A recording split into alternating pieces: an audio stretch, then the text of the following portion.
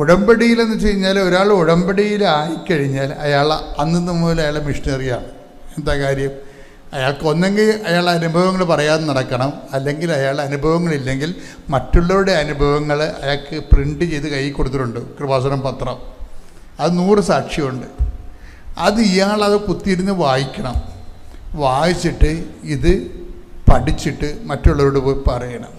ഉടമ്പടി എടുക്കുന്ന ഓരോ മനുഷ്യനും ഒരെണ്ണം മിഷണറി, അന്ന് തന്നെ മിഷണറിയായി മാറുകയാണ്. അതിലൂടെ ഭയങ്കരമായ അവരുടെ പേടി മാറി, ആശങ്ക മാറി, തന്നെയല്ല ആത്മീയ ജീവിതത്തിലെ ദൈവത്തിന് പ്രയോജനമുള്ള വ്യക്തികളായിട്ട് അവർ മാറി. അതാണ് എൻ്റെ വിഷയം. മറ്റേതെന്ന് പറഞ്ഞാൽ നമ്മളിങ്ങനെ ഒരു 100 കൊല്ലമൊക്കെ ജീവിച്ചാലും, ഇപ്പോൾ ചില ആൾക്കാർ പറഞ്ഞില്ലേ ഞങ്ങളുടെ അമ്മാമ്മ 107 വയസ്സ് ജീവിച്ചെന്നൊക്കെ പറയത്തില്ലേ. ഈ 107 വയസ്സല്ല, ഇനി 1000 വർഷം അമ്മാമ്മ ജീവിച്ചാലും ഒരാളെപ്പോലും കർത്താവിലേക്ക് വിശ്വാസം കൈമാറി കൊടുക്കാൻ പറ്റുന്നില്ലെങ്കിലും അത് നമ്മുടെ വീട്ടിൽ വളർത്തുന്ന മൃഗങ്ങൾക്ക് തുല്യമാണ്. അവർക്കും വിശ്വാസം കൈമാറുന്നില്ല. ഇവർക്ക് എത്ര കൊല്ലം ജീവിച്ചെന്നല്ല പ്രശ്നം, എത്ര കൊല്ലം എത്ര പേരിലേക്ക് വിശ്വാസം കൈമാറി എന്നുള്ളതാണ്. ഇങ്ങനെ ഇത്രയും, അതാണ് ഞാൻ പറഞ്ഞത്, ഇങ്ങനെ നടന്ന് വന്നയാൾ പറന്ന് പോയെന്ന് പറഞ്ഞതിൻ്റെ കാര്യം പെട്ടെന്നാണ്. ഇനി ഇയാളിങ്ങനെ വിശ്വാസം കൈമാറിക്കഴിഞ്ഞാൽ ഇയാൾക്ക് ഉടനെ വരാൻ പോകുന്നത്, ദൈവം ആദ്യം ഒരു മനുഷ്യൻ ദൈവത്തിനെ അന്വേഷിച്ച് കഴിഞ്ഞാൽ ഫസ്റ്റ് ഇൻസ്റ്റാൾമെൻ്റ് ഉടനെ കിട്ടും. അതെന്താണ്? അനുഗ്രഹങ്ങളാണ്. അതാണ് ഈ ഉടമ്പടി ആൾക്കാർ എപ്പോഴും സാക്ഷ്യം പറയുന്നതിൻ്റെ കാര്യം വെച്ച് കഴിഞ്ഞാൽ, സത്യസന്ധമായി ദൈവത്തെ അന്വേഷിച്ച് വിശ്വാസം കൈമാറുന്നവരാണെങ്കിൽ ഫസ്റ്റ് ഇൻസ്റ്റാൾമെൻറ്റ് ആദ്യമേ കിട്ടും. ഇന്നിപ്പോൾ ഒരാൾ സാക്ഷ്യം പറഞ്ഞ്, ഡേവിഡ് കൽപ്പറമ്പ്. അപ്പോഴേ അയാളെ എന്നെ കാണാൻ വന്നായിരുന്നു, ഇവിടെ സാക്ഷ്യം പറഞ്ഞിട്ട് എന്നെ കാണാൻ വന്നു. ഇപ്പം ഇയാളുടെ സാക്ഷ്യം ഞാൻ ശ്രദ്ധിക്കുന്നുണ്ട്. പക്ഷെ എന്നെ കാണാൻ വന്നപ്പോൾ ഇയാളുടെ കൊച്ചിനെ കാണിച്ച്, അപ്പോൾ ഞാൻ അയാളുടെ ചീട്ടേ നോക്കി, കുഞ്ഞിന് ഓട്ടിസമാണ്. അപ്പോൾ ഞാൻ ചോദിച്ചു, എന്നാ കൊച്ചിനെന്താ? കൊച്ചിന് ഓട്ടിസമാണ് വെച്ചാ. അപ്പോൾ ഓട്ടിസം മാറിയത് നിങ്ങൾ കുറച്ച് മുമ്പ് അവിടെ നിന്ന് പ്രസംഗിച്ചതാ, സാക്ഷ്യം പറഞ്ഞത്. പിന്നെ ഈ ഓട്ടിസം എനിക്ക് തന്നെ കൺഫ്യൂഷനായി. ഈ പ്ലാറ്റ്ഫോമിൽ നിന്നിട്ട് എൻ്റെ കുഞ്ഞിൻ്റെ ഓട്ടിസം മാറി എന്ന് പറഞ്ഞ ആൾ കുറച്ച് കഴിഞ്ഞപ്പോൾ ഓട്ടിസമാണെന്നും പറഞ്ഞ് കൊച്ചിനെ എൻ്റെ അടുത്ത് കൊണ്ടുവന്നിരിക്കുകയാണ്. ഞാൻ പറഞ്ഞു, നിങ്ങളല്ലേ കുറച്ച് മുമ്പ് പറഞ്ഞത് ഓട്ടിസം മാറിയ കൊച്ചിനെ എന്തിനാ പിന്നെ കൊണ്ടുവന്ന് ഓട്ടിസമാണെന്ന് കാണിക്കണേ? അപ്പം നിങ്ങൾക്ക് ആൾക്കാരെ പറ്റിച്ചാണോ? അപ്പോൾ അയാൾ പറഞ്ഞു, അങ്ങനെയല്ല അച്ഛാ, ഇവരിങ്ങനെ അല്ലായിരുന്നു. ഇവൻ ജനിച്ച കാലം മുതൽ ഇവൻ ആൾക്കാരെ തുപ്പും. ഒട്ടിസം കയറി പ്രാന്തി പിടിച്ചിട്ടേ കാണുന്നവരൊക്കെ തുപ്പും. ആൾക്കാർക്ക് വേണമെങ്കിൽ അപ്പനും അമ്മയും ഇല്ലെങ്കിൽ ആ കൊച്ചിൻ്റെ കർണം പോച്ചുകളെ ആൾക്കാരടിച്ച്, അത്ര തുപ്പണത്. പിന്നെ വയലൻ്റാണ് ഇവൻ, വല്ലാത്ത വയലൻ്റാണ്. ആൾക്കാരെ കാണും പറിക്കും. സ്കൂളിലൊക്കെ പോയാൽ ബെഞ്ചൊക്കെ മറിച്ചിടും, പിള്ളേരെ ഉപദ്രവിക്കും. ഉച്ചവരെ പോലും ഇരിക്കാൻ പറ്റത്തില്ല. അപ്പം തന്നെ വീട്ടിലേക്ക് വിളി വരും, കൊണ്ടുപോകുമെന്ന് പറയും. അപ്പം അത് ഭയങ്കര ഇവർക്ക്. അപ്പം ഡോക്ടറെ കാണിച്ചപ്പോൾ ഡോക്ടർ പറഞ്ഞ്, ഇനി ഇത് കൂടുകയുള്ളൂ, കുറയത്തൊന്നും ഇല്ലെന്ന് പറഞ്ഞ്. അപ്പോൾ ഇതിന് ഈ ഓട്ടിസത്തിൻ്റെ സ്പെഷ്യലിസ്റ്റ് ഡോക്ടറിൻ്റെ അടുത്ത് കാണിക്കുമ്പോൾ അസസ്മെൻ്റാണ്. ഈ ഒരു സ്വഭാവം കാണിക്കുന്നവർ ഇനി അത് കൂടുകയുള്ളൂ, കുറയത്തില്ലെന്ന് പറഞ്ഞ്. അപ്പം പിന്നെ തീർന്നില്ലേ? വൈദ്യശാസ്ത്രത്തിൽ നമുക്ക് അവലംബിക്കാൻ പറ്റുന്ന ഒരു സാഹചര്യം ഇല്ലല്ലോ ഇനി. ഇത് കൂടിയുള്ള അവസ്ഥ എന്താ? ഇവൻ വളരുകയും ചെയ്യും, ഈ തുപ്പലും കൂടും, ആൾക്കാരെ എടുത്ത് നിലത്തിട്ട് അടിക്കണതും കൂടിക്കഴിഞ്ഞാൽ ആൾക്കാർ പഞ്ഞിക്കിടുകുന്ന കാര്യത്തിൽ ഒരു സംശയമില്ല. സ്വന്തം അപ്പം തന്നെ ഇവനെ വെടിവെച്ച് കൊല്ലും. അത്ര രീതിയിലാണ് മനുഷ്യന് സമാധാനം ഇല്ലാത്ത അവസ്ഥ വരുന്നത്. അപ്പോൾ ഞാൻ പറഞ്ഞ്, അപ്പം ഇത് മാറിയെന്ന് പറഞ്ഞിട്ട് പിന്നെ എന്തിനാണ് നിങ്ങളിവിടെ ഒട്ടിസമാണെന്ന് പറഞ്ഞ് വരണത്? അച്ഛാ, ഇവനൊന്ന് സംസാരിക്കണം. ഇപ്പം ഇവൻ ഒറ്റ ഉടമ്പടിയോടുകൂടി തന്നെ ഞങ്ങൾ ഉടമ്പടി തൈലം ഇവൻ്റെ നാക്കിൽ തൊട്ട് അപ്പം തന്നെ തുപ്പൽ നിന്ന്. എത്രയോ 5-6-7 വർഷമായിട്ട് നാട്ടുകാരെ തുപ്പിക്കൊണ്ട് നടന്ന പാർട്ടിയാണ്. അപ്പം തന്നെ തുപ്പൽ നിന്ന്. പിന്നെ ഇവൻ ഭയങ്കര വിഗ്രസൻ വയലൻ്റ് ആയിരുന്നു. ആൾക്കാരുമായിട്ട് എപ്പോഴും ഗുസ്തി പിടുത്തവും അടിയും അക്രമവുമാണ്. അതെല്ലാം പോയി. ഇപ്പം ഇവൻ പക്ക പഞ്ചപാവൻ സൈലൻ്റായിപ്പോയെന്ന് പറഞ്ഞു. അവൻ സൈലൻ്റായാൽ തന്നെ ഓട്ടിസം തീർന്ന്. ശരിക്കും പറഞ്ഞാൽ എല്ലാം അതൊക്കെ ഇവിടെയൊക്കെ പിള്ളേർ വരുമ്പോൾ അപ്പന്മാർ പ്രാർത്ഥിക്കുമ്പോൾ പിള്ളേർ കവച്ചകത്ത് വെച്ച് തലയും കാലും ഒരു കാലം ഇപ്പുറത്തും ഒരു കാലം അപ്പുറത്തും തല ഒടിച്ച് മടക്കി അതിൻ്റെ ഇടക്ക് ഒരു പണിയായിരുന്നു ഇവിടെ. അത്രയും പിള്ളേരാണ് ഇവിടെ വരണത്. പക്ഷേ ഈ ഒരു ഒറ്റ ഉടമ്പടിയോടുകൂടി കുഞ്ഞ് 90% ഓക്കെയാവും. 90%. ഞാൻ അപ്പന് അത്രയും ആശ്വാസമാണ്. ഇനിയിപ്പോഴുള്ളത് പറഞ്ഞാൽ ഇവനൊന്ന് സംസാരിക്കണം, അത്രേ ഉള്ളത്. അപ്പോൾ ഇപ്പോൾ ഗ്രോത്ത് കർത്താവ് തൊട്ടില്ലേ? ഞാൻ പറഞ്ഞ കർത്താവ് തൊട്ട് കഴിഞ്ഞു. അപ്പോൾ ഇനി നിങ്ങൾ ദൈവത്തിനൊന്ന് തൊട്ടാൽ മതി. അതാണ് വിഷയം. ദൈവത്തിനെ തൊടത്തില്ല, അതാണ് പ്രശ്നം. അതായത് കർത്താവ് നമ്മളെ തൊട്ടാൽ പിന്നെ നമ്മുടെ മുമ്പിലുള്ള ഓപ്ഷൻ നമ്മൾ കർത്താവിനെ തൊടണം. അതിൻ്റെ തന്ത്രങ്ങളും അതിൻ്റെ വിജ്ഞാനവും പഠിക്കണം. കർത്താവിനെ തൊടണമെങ്കിൽ ബൈബിൾ ഒത്തിരിയേറെ ഇപ്പം തന്നെ ഉദാഹരണത്തിന് നമ്മൾ ദൈവത്തോട് കാണിക്കണത് വിഷയാധിഷ്ഠിതമാണോ വ്യക്തിയാധിഷ്ഠിതമാണോ എന്ന് ദൈവത്തിന് ഒരു അസസ്മെൻ്റ് ചെയ്യാൻ കഴിഞ്ഞാൽ അത് വിഷയാധിഷ്ഠിതമല്ല. വീട്, ജോലി, വിവാഹം, വിസ, ജപ്തി ഇങ്ങനെയുള്ള കാര്യങ്ങളിൽ നിന്ന് രക്ഷപ്പെടാൻ വേണ്ടി മാത്രമല്ല, ദൈവത്തിന് വേണ്ടി ജീവിക്കാനാണെന്നുള്ളത് ദൈവത്തിന് തോന്നിയ കർത്താവിനെ തൊട്ടതുപോലെയാവും. അതറിയണമെങ്കിലുണ്ടല്ലോ, ഈ ശ്രീഭണ്ഡാരത്തിൽ കുറേ ആൾക്കാർ വന്ന് ചാക്ക് കണക്കിന് പൈസ എടുത്തില്ലേ? അവരാരും കർത്താവിൻ്റെ ഹൃദയത്തെ അവർക്ക് സ്പർശിക്കാൻ ഒത്തില്ലല്ലോ. അപ്പോൾ ഒരു വലിയമ്മ വന്നിട്ട് ഒരു പൈസ ഇട്ടല്ലേ? അത് വായിച്ചോന്ന്. ലൂക്ക 21:1-2 തിരുവചനങ്ങൾ. 21:1-2 തിരുവചനങ്ങൾ. അവൻ കണ്ണുകളുയർത്തി നോക്കിയപ്പോൾ ധനികർ ദേവാലയ ഭണ്ഡാരത്തിൽ നേർച്ചയിടുന്നത് കണ്ടു. ദരിദ്രയായ ഒരു വിധവ 2 ചെമ്പ് തുട്ടുകൾ ഇടുന്നതും അവൻ കണ്ടു. അവൻ പറഞ്ഞു, ദരിദ്രയായ ഈ വിധവ മറ്റെല്ലാവരെയും കൂടുതൽ നിക്ഷേപിച്ചിരിക്കുന്നു എന്ന് സത്യമായി ഞാൻ നിങ്ങളോട് പറയുന്നു. കാരണം എന്തെന്നാൽ അവരെല്ലാവരും തങ്ങളുടെ സമൃദ്ധിയിൽ നിന്ന് സംഭാവന ചെയ്തു. ഇവളാകട്ടെ തന്റെ ദാരിദ്ര്യത്തിൽ നിന്ന് ഉപജീവനത്തിനുള്ള വക മുഴുവനും നിക്ഷേപിച്ചിരിക്കുന്നു. അവൾക്ക് ദൈവമാണ് പ്രശ്നം, വിഷയമല്ല. താൻ ആർക്കാണ് കൊടുക്കണതെന്ന് പറയുമ്പോൾ തനിക്ക് അന്ന് പട്ടിണിയാണെങ്കിൽ പോലും അതിനേക്കാൾ വലുതാണ് ദൈവം എന്ന് കണ്ടുകൊണ്ട് ഒരു വ്യക്തിബന്ധം ദൈവമായിട്ടുണ്ട്. ഇത് കർത്താവിനെ തൊടുന്നൊരു പരിപാടിയാണ്.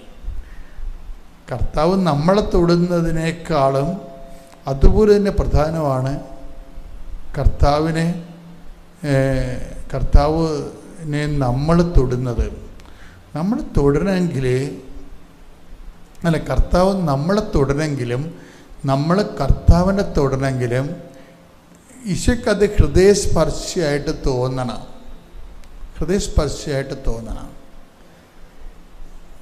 അതൊരു വിഷയബന്ധിയായിട്ടല്ല നമ്മൾ ഇപ്പം ആദ്യ കാര്യങ്ങളൊക്കെ നമുക്ക് വിഷയബന്ധിയായിട്ട് ജീവിക്കാം. നമ്മുടെ എന്തെങ്കിലും ഞങ്ങളൊക്കെ പഠിക്കുന്ന കാലത്തൊക്കെ മാർക്ക് കിട്ടാനും അതുപോലെ തന്നെ പല കാര്യങ്ങൾക്ക് വേണ്ടി പ്രാർത്ഥിച്ചിട്ടുണ്ട്. എല്ലാം വിഷയബന്ധിയാണ്. പക്ഷേ നമ്മൾ 10-50 വയസ്സാകുമ്പോഴും വിഷയബന്ധിയായിട്ട് തന്നെയാണെന്നുണ്ടെങ്കിൽ വരാൻ പോകുന്ന വിഷയം എന്ന് വെച്ചാൽ ദൈവവും നമ്മളെ അങ്ങ് ഒരാളായിട്ട് കരുതത്തില്ല. നമ്മളുടെ വിഷയങ്ങൾക്ക് ദൈവം വില കൊടുക്കത്തുമില്ല. ഈ ആൾത്താരയിൽ ജീവനോടെ പ്രത്യക്ഷപ്പെട്ട അമ്മ മാതാവിനും ഈശോയ്ക്കും നന്ദി പറയുന്നു. എൻ്റെ പേര് ബിന്ധ്യ ജോഷി. ഇതെൻ്റെ മകൾ ഏഞ്ചൽ ജോഷി. ഞങ്ങൾ Thazhekkad saint Sebastian archiepiscopal church Thazhekkad നിന്നാണ് വരുന്നത്, ഇടവാംഗം. എൻ്റെ മകൾക്ക് കിട്ടിയ അനുഗ്രഹങ്ങളും എനിക്ക് കിട്ടിയ അനുഗ്രഹങ്ങളും പറയാനാണ് ഞാനിവിടെ വന്നിരിക്കുന്നത്. ഞാൻ ജൂൺ 7, 2024 ഉടമ്പടി എടുത്തത്. ഉടമ്പടി എടുത്ത അന്ന് തന്നെ എനിക്ക് തലവേദന എന്ന് മാറി. ഒരു 5-10 വർഷം ഉണ്ടായിട്ടുണ്ടായ തലവേദനയായിരുന്നു, അത് മാറി. പിന്നെ ഇടയ്ക്ക് വരുന്ന വയ്യായൊക്കെ ഏതാനും മാറിയിട്ടുണ്ട്. പിന്നെ അതുപോലെ തന്നെ മകൾക്ക് കണ്ണുമ്മ കുരു ഉണ്ടാവാറുണ്ട് ഇടയ്ക്കിടയ്ക്ക്, സ്പെറ്റ്സിൻ്റെ വെച്ചിട്ടുള്ളത്. അത് ഇപ്പോൾ ഇതുവരെ ഉടമ്പടി എടുത്തപ്പനെ ഇന്നവരെ വന്നിട്ടില്ല. അങ്ങനെ അതുപോലെ തന്നെ സിട്രീസും കഴിച്ചിരുന്നു മഞ്ഞുമാസമൊക്കെ ആകുമ്പോൾ അലർജി സംബന്ധമായിട്ട്, അതും പൂർണ്ണമായി മാറി. ഇപ്പോൾ ഇതുവരെ അതിന് ശേഷം കഴിച്ചിട്ടില്ല. പിന്നെ ഇതുപോലെ തന്നെ ഒരു ദിവസം ഞാൻ സ്വപ്നം കണ്ടിരുന്നു. ഞങ്ങളുടെ ലോയറിൻ്റെ കയ്യിൽ ഒരു പാമ്പിനെ കണ്ട പോലെയാണ് സ്വപ്നത്തിൽ കണ്ടത്, പാമ്പ് കയ്യിലിരിക്കുന്നതായിട്ട്. പക്ഷേ അത് ഞാനത് ജസ്റ്റ് ഒന്ന് എൻ്റെ മകളോട് പറഞ്ഞു. അവൾ ട്യൂഷൻ കഴിഞ്ഞ് വന്ന നേരത്തായിരുന്നു, യൂണിഫോം മാറിയിട്ടുണ്ടായിരുന്നില്ല. അത് കഴിഞ്ഞ് അവൾ സ്റ്റെയർ കേസ് കയറി മോളിൽ പോയി ചെന്ന് കുറച്ച് കഴിഞ്ഞപ്പോൾ തന്നെ ഒരു 10 മിനിറ്റ് ആയില്ല, അപ്പോൾ തന്നെ എന്നെ വിളിച്ചു. ഭാഗ്യം കൊണ്ട് അവളുടെ പപ്പയും ഉണ്ടായിരുന്നു. അപ്പോൾ ആ നേരത്ത് ഞാൻ കയറി ചെന്ന് നോക്കുമ്പോൾ ഒരു അണലി പാമ്പ്. ഞങ്ങൾ ഇവളുടെ വയസ്സിനകത്താണ് ഞങ്ങൾ വീട് വെച്ചത്. ഇതേവരെ അങ്ങനെ മുകളിൽ അങ്ങനെ ഒരു പ്രശ്നമൊന്നും വരെ അങ്ങനെ ഉണ്ടായിട്ടുണ്ടായില്ല. അത് കഴിഞ്ഞ് ചിന്തിക്കാൻ പോലും പറ്റിയിരുന്നില്ല. അത് ക്രയോൺസിൻ്റെ പെട്ടിയിലായിരുന്നു, ഇവളുടെ കയ്യിലായിരുന്നു. ഇവൾ നന്നായി പടം വരയ്ക്കും, അപ്പോൾ ആക്രിലിക് പെയിൻ്റൊക്കെയാണ് ഉപയോഗിച്ചത്. അപ്പോൾ ഈ സാധനം ക്രയോൺസ് പെട്ടി ഞാൻ തലേദിവസം വൃത്തിയാക്കിയപ്പോൾ ജസ്റ്റ് ഒന്ന് തട്ടി നീക്കി, ചെടിയുടെ അവിടേക്ക് കിടക്കായിരുന്നു. അപ്പോൾ ഞാനത് കാര്യമാക്കില്ലേ, അവള് ധ്യാനത്തിന് പോയേക്കായിരുന്നു 10th.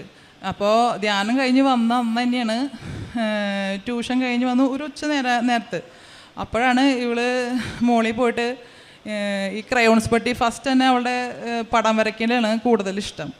അപ്പോൾ ആയിക്കോട്ടെ എന്ന് വിചാരിച്ചിട്ട് ഞാനൊന്നും മിണ്ടിയില്ല, പോയി ചെയ്ത് കഴിഞ്ഞ് ഇത്തിരി കഴിഞ്ഞോടുകൂടി വിളി വന്നു കഴിഞ്ഞപ്പോൾ നോക്കിയപ്പോൾ പാമ്പ് കയ്യിൽ.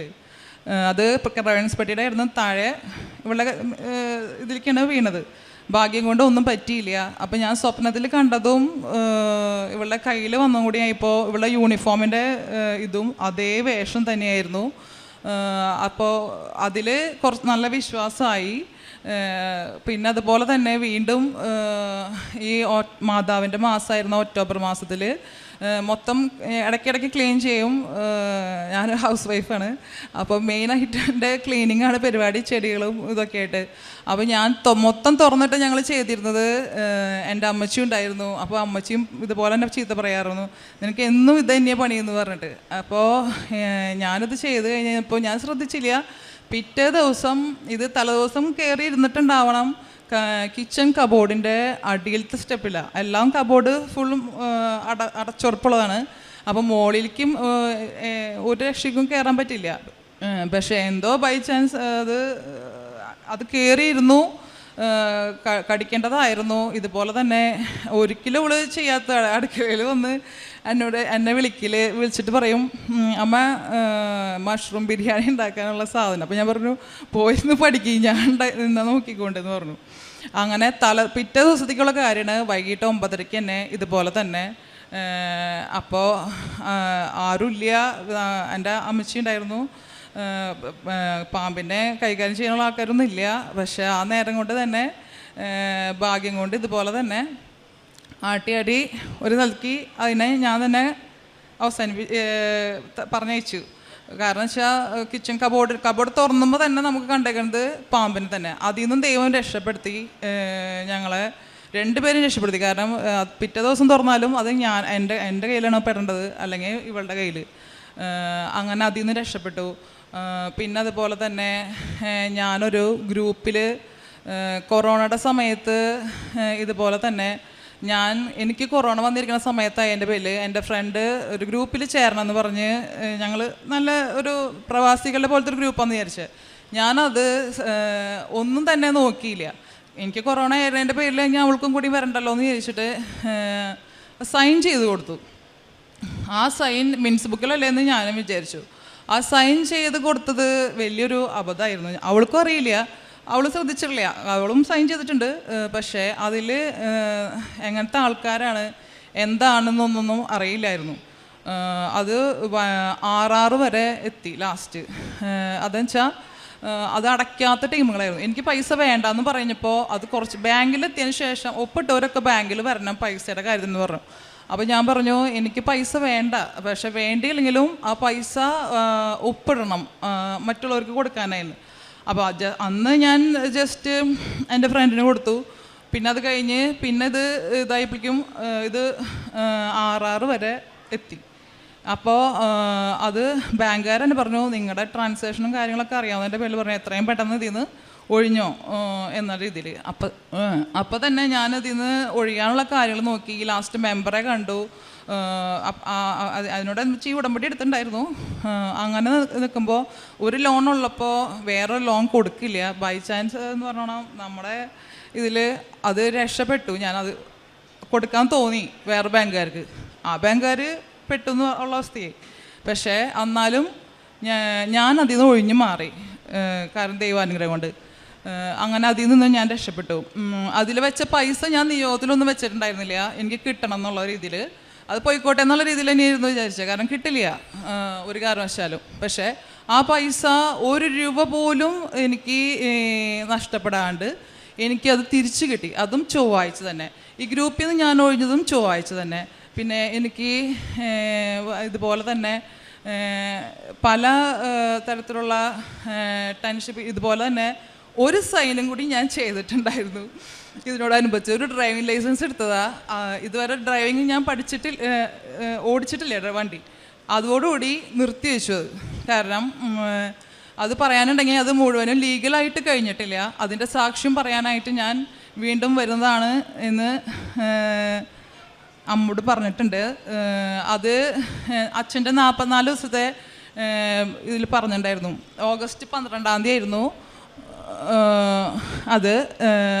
അത് ഓഗസ്റ്റ് 12 മുതൽ 44 ദിവസം എന്ന് പറയുമ്പം സെപ്റ്റംബർ 24 വരെ അതിൽ ഉള്ളിലാണ് 23 ലാസ്റ്റ് ദിവസത്തിന് ഒരു ദിവസം മുപ്പാടാണ് എനിക്കൊരു ഫോൺ കോൾ വന്നേ. അതിലൂടെ എനിക്ക് ബാധ്യതയില്ലാത്ത രീതിയിൽ മാതാവ് അതിനൊരു സൊല്യൂഷൻ കണ്ടെത്തി.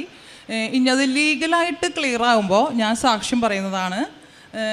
പിന്നെ എൻ്റെ മകൾക്ക് 10th നല്ല മാർക്കോടുകൂടി പാസ്സായി. അവൾ 10th വരെ പ്രൈവറ്റായിട്ടാണ് പഠിച്ചിരുന്നത്. അപ്പോൾ അവളുടെ ആഗ്രഹമായിരുന്നു ഗവൺമെൻറ്റിൽ പഠിക്കാനുള്ളത്. അപ്പോൾ ഞാൻ പറഞ്ഞു ഓക്കെ. അപ്പോൾ അതിൽ പഠിക്കാൻ വേണ്ടിയിട്ട് ദൈവം അനുഗ്രഹിച്ചു. ഗവൺമെൻറ് സ്കൂളിൽ തന്നെ ഞങ്ങളുടെ അടുത്ത് തന്നെ നല്ല അവൾ ആഗ്രഹിച്ച പോലെ വിഷയം ബയോ സയൻസ് തന്നെ എടുത്ത് കിട്ടി. ദൈവം അനുഗ്രഹിച്ചു. പല ആപത്തുകളിൽ നിന്നും ഈ ഉടമ്പടി തൈലം വഴി ഞങ്ങൾ കാശുരൂപം ഉപ്പ് ഇതൊക്കെ വഴി രക്ഷപ്പെട്ടു. അതിൻ്റെ എൻ്റെ അനുഭവത്തിൻ്റെ വെളിച്ചത്ത് ഇതല്ല, ഇതിനും കൂടുതൽ കാര്യങ്ങൾ പറയാനുണ്ട്. പക്ഷേ പരിമിതി കൊണ്ട് നമ്മളത് പറയണില്ല മുഴുവനും. അത്രമാത്രം അനുഗ്രഹങ്ങൾ കിട്ടിയിട്ടുണ്ട്. എനിക്ക് ഒരുപാട് അനുഗ്രഹങ്ങൾ എനിക്ക് കിട്ടിയിട്ടുണ്ട്. അതുകൊണ്ട് സാക്ഷ്യം ഞാൻ ചുരുക്കാണ്. പിന്നെ അതുപോലെ തന്നെ കാരുണ്യ പ്രവൃത്തികൾ എല്ലാ മാസവും ശാല സന്ദർശിക്കും. അതുപോലെ തന്നെ പഠിക്കുന്ന കുട്ടികൾക്ക് പൈസയായിട്ട് അത് വേറെ. പിന്നെ രോഗികളെ പോയി കാണും. ഹോസ്പിറ്റലിൽ കുറച്ച് പോകാറുള്ളൂ. കാരണം രോഗികളായിട്ട് വീടുകളിലും ഉള്ളവർക്കുണ്ടാവും പൈസയായിട്ട് സഹായമുള്ളത്. പിന്നെ എല്ലാ ആഴ്ചയിലും ഫുഡ് ഒരു അപ്പൂപ്പൻ അതെന്ന് പറയാം എന്ന് വന്നാലും ഫുഡ് റെഡിയാണ്. പക്ഷേ ചൊവ്വാഴ്ച ദിവസം ഉണ്ടാവില്ല. കാരണം ഞാൻ ധ്യാനം കറക്റ്റായിട്ട് ഇവിടെ എങ്ങനെയാണോ ധ്യാനത്തിന് ഇരിക്കണേ അതുപോലെ ആര് വന്നാലും ഞാൻ വാതിൽ തുറക്കില്ല. അവർ വന്നാലും. കാരണം പപ്പ വന്നു കഴിഞ്ഞാൽ വേറെ താക്കോലിട്ട് അപ്പുറത്തൂടെ തുറന്നു പോരും. ഇവളാണെങ്കിൽ അവിടെ സൈലൻ്റായിട്ട് ഇരുന്നോളും. പിന്നെ ആരും അങ്ങനെ വരില്ല. അങ്ങനത്തെ ചൊവ്വാഴ്ച ദിവസം കറക്റ്റായിട്ട് കാര്യങ്ങൾ ഞാൻ ചെയ്യാറുണ്ട്. പത്രം കൊടുക്കാറുണ്ട്. പിന്നെ അഥവാ എന്തെങ്കിലും ഇവിടെ പറയുന്ന എല്ലാ കാര്യത്തിനും, അതുപോലെ ഉപവാസം, പിന്നെ കാരുണ്യ പ്രവൃത്തികൾ എല്ലാം അതിൻ്റേതായ രീതിയിൽ ചെയ്യാറുണ്ട്. അതിൻ്റെ വഴി ഭർത്താവിനും വിശ്വാസം വർദ്ധിച്ചിട്ടുണ്ട്. അദ്ദേഹവും അത്യാവശ്യം വിശ്വാസത്തിലായി. മകൾക്ക് അതിനോടനുബന്ധിച്ച് ഇപ്പോൾ അവൾ ഉടമ്പടി എടുത്ത് പ്രാർത്ഥിക്കുന്നത്. ഇന്ന് അവൾ ഉടമ്പടി എടുത്തു. +1 പഠിക്കുന്നത്. കാരണം എനിക്ക് കിട്ടിയ അനുഗ്രഹങ്ങൾ കണ്ടിട്ടും എൻ്റെ കാര്യങ്ങളൊക്കെ നടന്നു എന്ന് കണ്ടിട്ടുമാണ് അവളും അതെടുത്തത്. പറയുമ്പോൾ ചെറിയൊരു കാര്യം തോന്നും, പക്ഷെ അതിലൂടെ കടന്നു പോകുമ്പോൾ നമുക്ക് ഭയങ്കരമായിട്ട് ഗ്രൂപ്പിൻ്റെ ഒരു പ്രശ്നം എന്നെ സംബന്ധിച്ച് എനിക്ക് ഭയങ്കരമായിട്ട് പ്രശ്നമായിരുന്നു. കാരണം പുറമേ ഉള്ളവർ ഇപ്പോൾ പറയരുത്, നോക്കുമ്പോൾ നിങ്ങൾക്ക് കാശുണ്ട്, ആ പൈസ കൊടുത്ത് അത് ഇതാക്കാലോ, നിസ്സാര പൈസയല്ലേ. പക്ഷെ അത് പറയുമ്പോൾ എനിക്കുണ്ടാവുന്ന വിഷമം ഭയങ്കര വലുതായിരുന്നു. കാരണം ഞാനൊരു ഹൗസ് വൈഫാണ്, എനിക്ക് ജോലിയില്ല. പക്ഷേ അത് അപ്പം എൻ്റെ ഭർത്താവിൻ്റെ പൈസയാണ് ഇത് പോകുമ്പോൾ അത് ഞാൻ കാരണം എന്ന രീതിയിൽ അതൊരു കുറ്റബോധം തന്നെയായിരുന്നു എനിക്കത് പറയുമ്പോൾ. പക്ഷേ ദൈവാനുഗ്രഹം കൊണ്ട്, അമ്മ മാതാവിൻ്റെ അനുഗ്രഹം കൊണ്ടും ഞാൻ അതിൽ നിന്ന് രക്ഷപ്പെട്ടു. ഇത്തിരി കുറച്ച് പൈസ എനിക്ക് ചിലവായിട്ടുണ്ട്. അധികമല്ല, എന്നാലും കുറച്ച് പൈസ എനിക്ക് ചിലവായിട്ടുണ്ട്. എന്നാലും ദൈവത്തിൻ്റെ അനുഗ്രഹം കൊണ്ട് തന്നെ എല്ലാത്തിൽ നിന്നും രക്ഷപ്പെടാനുള്ള വഴി ദൈവം തന്നെ തുറന്നു തന്നു. ഈശോയ്ക്കും അമ്മ മാതാവിനും ഞാൻ നന്ദി പറയുന്നു. ഞങ്ങളെ അമ്മയുടെ പ്രത്യക്ഷീകരണത്തിൻ്റെ സാക്ഷികളാക്കി ഉയർത്തിയ പരിശുദ്ധ അമ്മ മാതാവിനും ഈശോയ്ക്കും 1000 നന്ദി. എൻ്റെ പേര് അന്ന കൊച്ചുമലയിൽ. ഞാനൊരു മരിയൻ മിഷണറിയാണ്. പ്രത്യേകിച്ച് വയനാട് ആദിവാസി ഉന്നതി കൂട്ടായ്മ മേഖലകളിൽ കൃപാസന ശുശ്രൂഷ ചെയ്യുന്ന ഒരു മരിയൻ മിഷണറിയാണ് ഞാൻ. ഇവിടെ സാക്ഷ്യം പറയാനായിട്ട് പ്രേമചേച്ചിയും രാജൻ ചേട്ടനും വന്നിരിക്കുന്നത്. ഇവരെങ്ങനെയാണ് കൃപാസനത്തിലെത്തിയത് എന്നതിനെക്കുറിച്ച് ചെറിയൊരു ആമുഖം പറയാൻ ഞാൻ ആഗ്രഹിക്കുകയാണ്. കാരണം ഞങ്ങളുടെ ഈ കൂട്ടായ്മയിലുള്ള ജയശ്രീ എന്ന് പറയുന്ന ഒരു ഹിന്ദു ചേച്ചി ബത്തേരി ഹോസ്പിറ്റലിൽ ഡോക്ടർ കാണാൻ പോയ സമയത്ത് മാതാവ് ആ ചേച്ചിയോട് പറഞ്ഞു, ഈ ജയശ്രീ എന്ന് പറഞ്ഞ ചേച്ചി ഉടമ്പടി എടുത്ത് വിജയിപ്പിച്ച് ഇവിടെ സാക്ഷ്യം പറഞ്ഞിട്ടുള്ള ഒരു ചേച്ചിയാണ്. അപ്പോൾ ആളോട് മാതാവ് പറഞ്ഞു, നീ പോയി ലാബിൻ്റെ അവിടെ പോയി ഇരിക്കാൻ പറഞ്ഞു. അപ്പോൾ ആ സമയത്ത് ചേച്ചി മാതാവിനോട് ചോദിച്ചു, മാതാവേ ഇവിടെ ആരും ഇല്ലല്ലോ, പിന്നെ എന്തിനാണ് ഞാൻ ഇവിടെ വന്നിരിക്കുന്നതെന്ന്. അപ്പോൾ മാതാവ് പറഞ്ഞതല്ലേ എന്നോർത്ത് ആളവിടെ ചെന്നിരുന്നു. ആ ഇരുന്ന സമയത്ത് ഈ പ്രേമചേച്ചിയുടെ ചേച്ചി അനിത അവിടെ ഇരിക്കുന്നു. അവിടെ വന്നിരുന്നിട്ട് ഈ ജയചേച്ചിയോട് ചോദിച്ചു, ആരെവിടെ കിടക്കുന്നേ? അപ്പോൾ ഇവരും ഇങ്ങോട്ട് ചോദിച്ചു, ആരെ കിടക്കുന്നതെന്ന്. അപ്പോൾ ആ സമയത്താണ് ഈ ജയചേച്ചി മാതാവിൻ്റെ കാശുരൂപം കൊടുക്കുകയും അപ്പോൾ ഇവർ പറഞ്ഞു, 1 വർഷമായിട്ട് ഇവർ കൃപാസനത്തിൽ വരാനായിട്ട് എങ്ങനെ പോകുമെന്നറിയാതെ വിഷമിച്ചിരിക്കുകയായിരുന്നു എന്ന്. അങ്ങനെ ജയചേച്ചി എനിക്ക് ഇവരുടെ കാര്യം കൈമാറുകയും ഞങ്ങൾ ഇവരുടെ ഭവനത്തിൽ പോയി ഇവരെ കണ്ട് സംസാരിച്ച് ഇവിടെ കൃപാസനത്തിൽ വരാനുള്ള എല്ലാ സാഹചര്യങ്ങളും ഒരുക്കി കൊടുക്കുകയും ചെയ്തു. വയനാട് ബത്തേരിയിൽ നിന്ന് ചെതലയം എന്ന് പറയുന്ന സ്ഥലത്ത് അതായത് ആനകളൊക്കെ ഇറങ്ങുന്ന ഒരു ഉൾക്കാട്ടിലാണ് ഇവർ താമസിക്കുന്നത്. അമ്മയ്ക്കും തിരുക്കുമാരനും കോടാനുകോടി നന്ദി അറിയിക്കുന്നു. എൻ്റെ പേര് പ്രേമ, എൻ്റെ ഭർത്താവിൻ്റെ പേര് രാജൻ. എനിക്ക് സുഖമില്ലാണ്ടായിരുന്നു, സോറിയസിൻ്റെ അസുഖമായിട്ട് 7 വർഷത്തോളം ഞാൻ കഷ്ടപ്പെട്ടു. അന്ന് വിണ്ട് കീറി തൊലിയൊക്കെ പൊളിഞ്ഞ് ചോര വാർന്ന് ഭയങ്കരമായിട്ട് ബുദ്ധിമുട്ടിയിരിക്കുകയായിരുന്നു. അപ്പം ഒറ്റമുണ്ട് കൊടുത്തിട്ടാണ് നിൽക്കുന്നത്. അപ്പോൾ അങ്ങനെ പുറത്തിറങ്ങാൻ പറ്റില്ല, സ്മെല്ല് അങ്ങനെയൊക്കെ ആയിട്ട് ഇരിക്കുന്ന പല ഡോക്ടർമാരും മെഡിക്കൽ കോളേജ് മുതൽ മാനന്തവാടി ചെന്നൈയിൽ നിന്ന് മരുന്ന് വരുത്തിയിട്ട് ഒക്കെ തേച്ച് നോക്കി. അതിൻ്റെ ഇടയ്ക്ക് ഞങ്ങളുടെ ഇടയിലുള്ള മന്ത്രവാദങ്ങളും ദൈവത്തിൻ്റെ കോളുകളും മുഴുവനും കൊടുത്ത് ചെയ്തു. എന്നിട്ട് പൂജ കർമാദികൾ ചെയ്തു. എന്നിട്ടൊന്നും ഒരു കുറവില്ലാണ്ട് അങ്ങനെ ഇരിക്കുമ്പോഴാണ് എൻ്റെ ചേച്ചി വന്നിട്ട് പറയണേ, ഇങ്ങനെ ഉടമ്പടി ഉണ്ട്, ഇങ്ങനെ കൃപാസനം എന്നൊരു സ്ഥലമുണ്ട്, ആലപ്പുഴയിലാണ്. അവിടെ നമുക്ക് പോയി നോക്കാമെന്ന് പറഞ്ഞു. അപ്പോൾ എങ്ങനെ പോകുമെന്ന് പറഞ്ഞപ്പോഴാണ് അന്ന എന്ന് പറഞ്ഞ ഈ സിസ്റ്ററെ എനിക്ക് പരിചയപ്പെടുത്തി തന്ന് നമുക്ക് അന്നേനെ വിളിക്കാമെന്ന് പറഞ്ഞു. അന്ന സിസ്റ്ററിനെ വിളിച്ച് കാര്യം പറഞ്ഞപ്പോൾ ഉടനടി അവർ എത്തി വന്ന് ഉപ്പും തൈലവും ഇട്ട് എനിക്ക് പ്രാർത്ഥിച്ച് തന്നു. അന്ന് ഭയങ്കര ചൊറിച്ചിലും ഭയങ്കര വേദനയായിരുന്നു. അപ്പം വേദന ഇച്ചിരി കുറഞ്ഞു, എനിക്കിച്ചിരി ഉറങ്ങാനായി. അന്നേരം ഞാനത് രാജേട്ടനോട് പറഞ്ഞു, ഇങ്ങനെയാണ് സംഗതി, സിസ്റ്റർ വന്നായിരുന്നു, എനിക്ക് പ്രാർത്ഥിച്ച് തന്നു, ഞാൻ രാത്രിക്ക് ഇച്ചിരി ഉറങ്ങിയില്ലോ എന്ന് പറഞ്ഞു. നീ ഇച്ചിരി ഉറങ്ങിയെന്ന് പറഞ്ഞു. അങ്ങനെയാണെങ്കിൽ എന്തെങ്കിലും ഒരു അടയാളം നമ്മുടെ അമ്മേൻ്റെ അടുത്ത് പോവുകയാണെങ്കിൽ എന്തെങ്കിലും ഒരു അടയാളം നമുക്ക് കിട്ടുവാണെങ്കിൽ നല്ലതായിരുന്നു ഡി എന്ന് പറഞ്ഞു. അപ്പം ഞങ്ങൾ പ്രാർത്ഥിച്ചു, തമ്പുരാനെ എന്തെങ്കിലും ഒരു അടയാളം ഞങ്ങൾക്ക് കിട്ടണ ഈശോനോട് പ്രാർത്ഥിച്ചു. എന്നിട്ട് 1992 ഞങ്ങൾ വനപ്രദേശത്തായിരുന്നു താമസം. വനപ്രദേശത്ത് ഞങ്ങൾക്ക് കൈവശരേഖയിൽ അളന്നത് 1992 അളന്നിട്ട് എല്ലാവർക്കും കൈവശരേഖ കിട്ടി, ഞങ്ങൾക്ക് മാത്രം കിട്ടിയില്ല. അതിനെക്കുറിച്ച് ഞങ്ങൾ മറന്നിരുന്നു. പക്ഷെ അന്ന് പറഞ്ഞപ്പോൾ ഒന്ന് എടുത്ത് പറഞ്ഞിരുന്നുള്ളൂ. ഒരുപാട് അപേക്ഷകൾ ഫോറസ്റ്റ് ഓഫീസിലും വില്ലേജിലും ട്രൈബൽ ഓഫീസിലൊക്കെ കൊടുത്തു, ഒന്നും ഞങ്ങൾക്ക് കിട്ടിയിരുന്നില്ല. അങ്ങനെ ഇരിക്കുകയാണ് ഈ ഒരു കാര്യം പറഞ്ഞത്, നമുക്ക് പ്രാർത്ഥിക്കാമെന്ന് പറഞ്ഞു. പ്രാർത്ഥിക്കാനൊന്നും അറിയില്ല, ഞങ്ങളിങ്ങനെ പറഞ്ഞു, അമ്മ മാതാവേ ഈശോയെ ഞങ്ങൾക്ക് ഇതെങ്ങനെയെങ്കിലും കിട്ടണമെന്ന് പറഞ്ഞു. അങ്ങനെ പറഞ്ഞ് ഞങ്ങൾ ഇരുന്നു. ഞങ്ങൾ 14 നവംബർ മാസം 25 വർഷത്തിൽ ഞങ്ങളിവിടെ വന്നു പ്രാർത്ഥിച്ചു. ഉടമ്പടി എടുത്തു കഴിഞ്ഞ് 8 ദിവസം വീട്ടിൽ ചെന്ന് ഉടമ്പടി എടുത്തു കഴിഞ്ഞ് 8 ദിവസം ഉപ്പ് വെള്ളത്തിലിട്ട് കുളിക്കുമായിരുന്നു, തൈലം കുരിശ് വരച്ച് പ്രാർത്ഥിക്കുമായിരുന്നു. 8 ദിവസത്തിനുള്ളിൽ എൻ്റെ അസുഖങ്ങളൊക്കെ മാറി, ചൊറിച്ചിലൊക്കെ മാറി.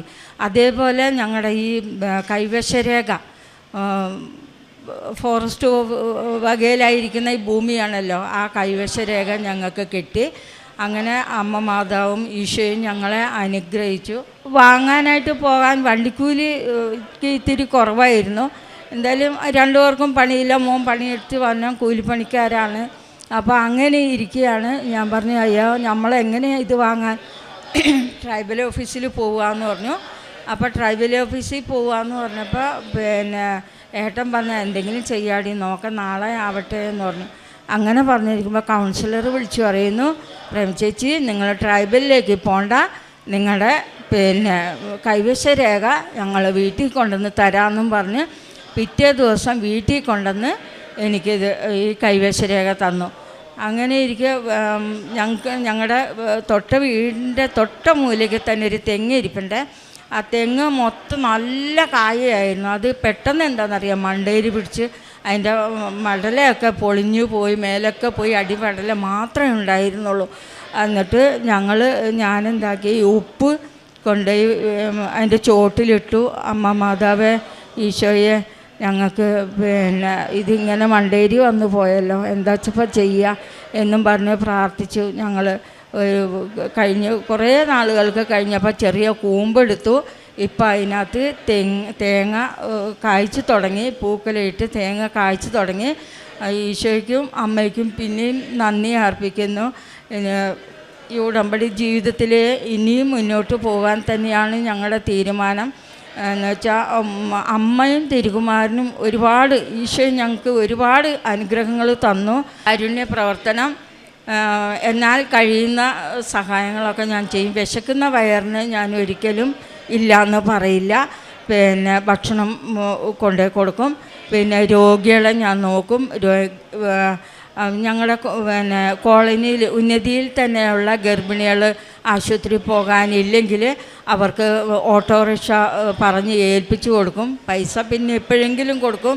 സാമ്പത്തിക ഇല്ലെങ്കിലും ഞാനത് അവരുടെ വിഷമം കണ്ട് ഞാനത് ചെയ്യും. ഞങ്ങളുടെ ഇടയിലുള്ള വിഷമമാണല്ലോ, അത് ഞാൻ ചെയ്യും. പത്രം കൊടുക്കുന്നുണ്ട്. ഇതൊക്കെയാണ് ഞങ്ങളുടെ ദേശത്ത് എനിക്ക് ഈ സാക്ഷ്യം, ഇത്രയും വലിയൊരു സാക്ഷ്യം ഒരുക്കി തന്ന മാതാവിനും തിരുകുമാരനും ഈശോയ്ക്കും നന്ദി പറഞ്ഞുകൊണ്ട് നിർത്തുന്നു.